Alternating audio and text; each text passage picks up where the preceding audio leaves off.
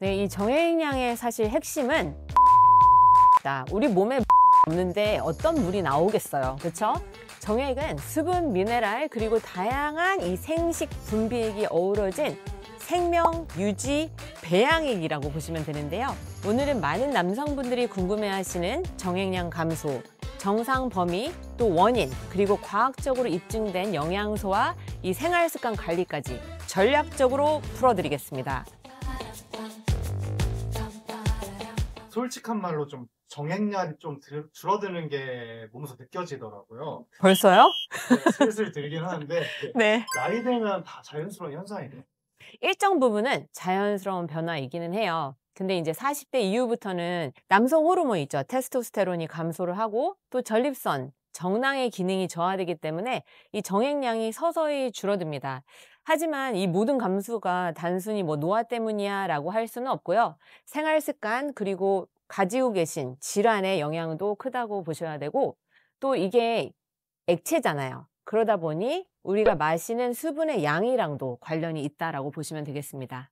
건강검진을 해도 사실 문제는 없더라고요. 근데 이게 건강 이상과 좀 관련이 있는 거라고 보면 되는 걸까요? 반드시 그런 건 아닌데요. 임신이랑 관련이 있기 때문에 이 정액량 감소에 조금 더 신경을 쓰셔야 되고요.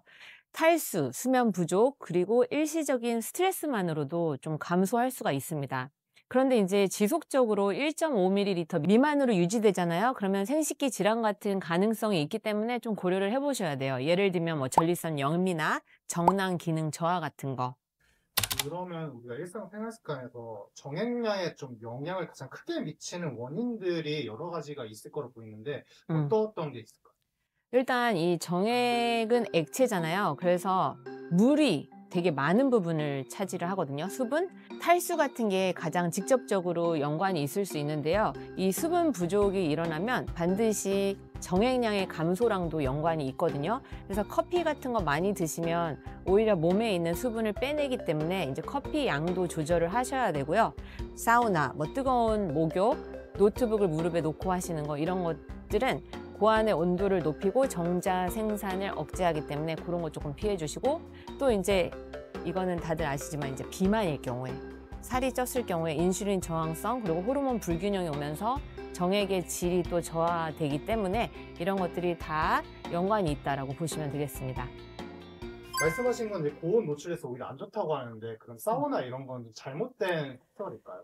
그러니까 사우나를 하시더라도 냉탕, 온탕 이렇게 번갈아 가면서 하시는 게 오히려 더 좋고요. 그 뜨거운 곳에 오래 계시면 일단 고안의 온도가 상승하면 이런 쪽이랑은 좀 멀어진다라고 보시면 되겠습니다. 정액량 늘릴 수 있는 비법 지금 바로 공개합니다. 이거를 영양제나 음식으로 좀 해결할 수 있는 방법이 있을까요? 일단 제가 이제 몇 가지 이렇게 나눠서 설명을 좀 해드릴 텐데요. 정액량의 분비 개선에 관련된 영양소들이 몇 가지가 있어요.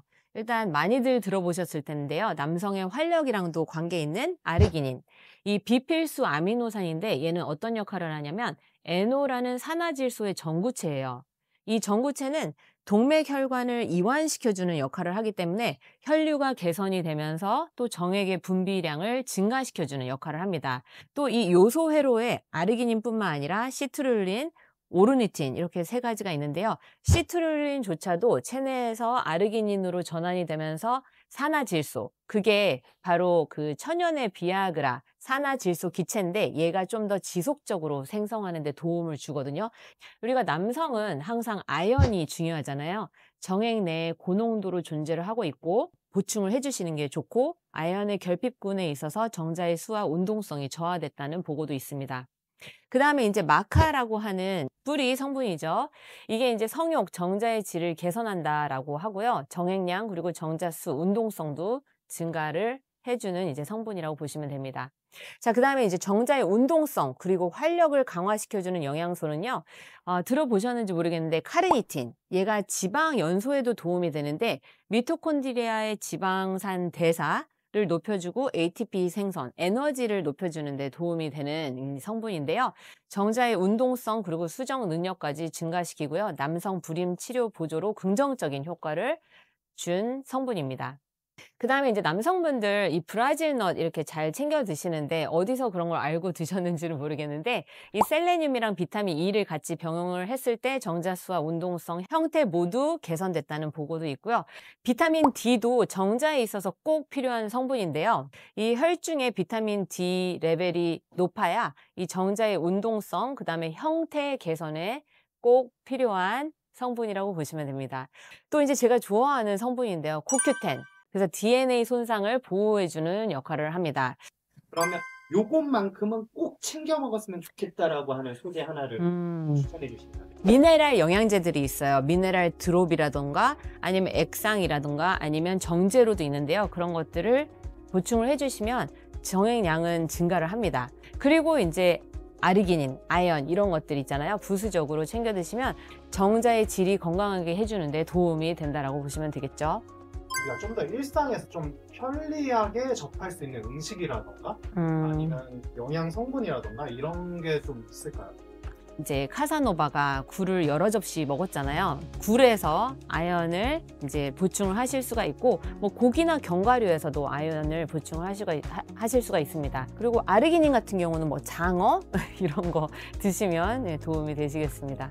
그리고 무엇보다도 규칙적인 운동을 해주시면 좋겠죠. 남성의 힘은 허벅지에서 나오는 거고, 또 혈액을 순환이 잘 돼야 이 남성의 그쪽으로 이제 또 혈액이 잘 가니까 근육 운동과 그 유산소 운동을 같이 병행해 주시는 게 좋습니다.